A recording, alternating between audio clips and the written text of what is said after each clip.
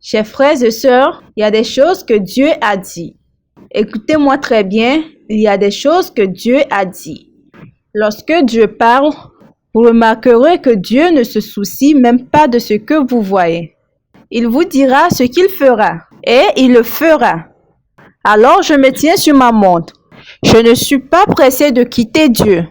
Et je demande, Dieu, que dis-tu pour cette saison?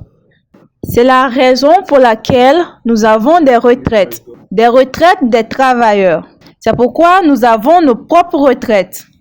Dans quelques semaines, je vais commencer ma retraite de fin d'année. Je vous dis que vous ne savez pas à quel point je suis très excitée à être en ce moment-là, parce que beaucoup d'entre vous n'ont pas de perturbations. Vous savez, parfois tu as besoin de sortir des affaires de la vie pour entendre Dieu. Ainsi dit, il y a beaucoup de voix, beaucoup de sons, et aucun d'eux n'est sans signification. Parfois, la voix du loyer de la maison peut interrompre ce que Dieu dit. Le flou spirituel est une science, et les encombrements de la vie peuvent vous enfoncer. Même les frais de scolarité de votre enfant, de votre vie. Et Dieu dit d'abord pendant 3 jours. Alors je me questionnais à savoir si c'est vraiment la voix de Dieu ou est-ce la voix d'un démon.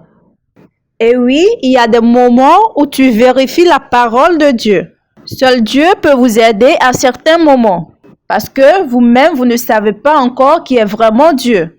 La plupart des gens ne sont pas assez spirituels pour accéder à ce royaume. C'est le pourquoi ils ne comprennent pas. Et oui, j'avais partagé avec vous l'histoire où j'avais un tarif de transport très limité depuis Kaduna pour retourner à Zaria. Avec cet argent, j'ai pris l'initiative d'aller manger l'igname et l'haricot. Alors je me suis dit, pourquoi m'asseoir ici jusqu'à mourir? Rappelez-vous des 4 lépreux. Au moins je devrais en faire un. Je savais déjà qu'il n'y a que Dieu qui saurait me ramener à la maison. Je croyais de tout mon cœur que j'agissais par la foi en le faisant. Alors je me tenais devant le carrefour à Kano, près d'un bureau. Une voiture s'est arrêtée près de moi et le Saint-Esprit m'a dit « Entre, c'est une voiture publique. » Je vous ai dit que la voix de Dieu vient avec l'esprit de foi. L'esprit de foi jusqu'à ce que l'acte ne soit accompli. Ce que vous voyez aujourd'hui, mes frères et sœurs, c'est le produit de la voix de Dieu. Vous avez besoin de la grâce pour entendre Dieu et non la grâce prophétique. Seigneur, laisse-moi t'entendre. Savez-vous que vous pouvez prier et dire « Dieu cherche ma personne fragile », ce qui est le plus précis mécanisme spirituel de communication de votre voix pour moi. Aidez-moi dans ce sens. Il y a certains d'entre vous, votre audition n'entend pas la voix de Dieu. Vous ne pouvez pas entendre Dieu. À travers tes oreilles, tu n'entendras pas. Alors tu diras, Seigneur, donne-moi une sorte de rêve qu'à mon réveil, je saurais que celui-ci n'était pas un rêve. Laisse-moi te dire que si ton cœur a raison, Dieu te le donnera. Il y a des rêves qu'aucun diable ne peut te les donner. Combien d'entre vous ont eu ce que nous appelons des rêves prophétiques? Vous saurez que ceci, ce n'est pas mon esprit, mais c'est la voix de Dieu. Il était une fois, la tempête était si bruyante. Je pense que ça serait Paul ou Pierre. C'était très évident qu'ils allaient chavirer.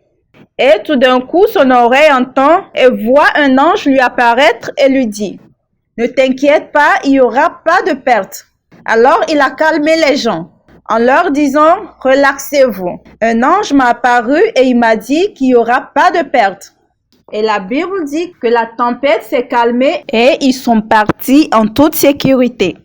Je peux vous dire que lorsque vous entendez la voix de Dieu, vous pouvez vous asseoir au milieu du feu et chanter. Les gens vous diront, « Monsieur, excusez-moi, ici c'est le feu. » Mais vous leur direz, « Non, je suis assis sur la voix de Dieu. Je sais que tôt ou tard, vous aurez besoin de ce message. » Ce n'est pas parce que vous gênez longtemps que vos oreilles vont entendre. C'est une grâce. Comme des écouteurs, Dieu mettra juste cet écouteur spirituel et commencera à dicter. Et il dira, fais ceci, fais cela. Chère Marie, s'il te plaît, apprends à entendre Dieu pour ta femme et tes enfants. Sinon, un jour, Dieu dira, bougez à gauche. Et vous viendrez avec votre diplôme, votre master, votre doctorat. Rien de mal, tu bouges à gauche jusqu'à ce que la vie te change dans une position. Change ta femme. Change le destin de tes enfants. Beaucoup d'entre nous ici, si nos parents avaient Dieu, tu ne devrais pas être à ce niveau, c'est vrai. Nous sommes nombreux à prier. Beaucoup d'entre nous ont été victimes du manque d'huile. Beaucoup de nos parents ont été appelés au ministère. Ils se sont enfuis sans entendre la bénédiction qui nous serait parvenue s'ils avaient obéi à Dieu. Cela aurait été facile. Tu serais né de nouveau depuis 4 ans. Mais à cause de la désobéissance maintenant, tu es né de nouveau à 31 ans. Regarde comme c'est dur pour toi. Apprendre les choses du royaume de l'audition, ici, c'est une grâce. Je me fiche de ce qui se passe ou ce qui ne se passe pas dans ta vie, si tu peux entendre Dieu.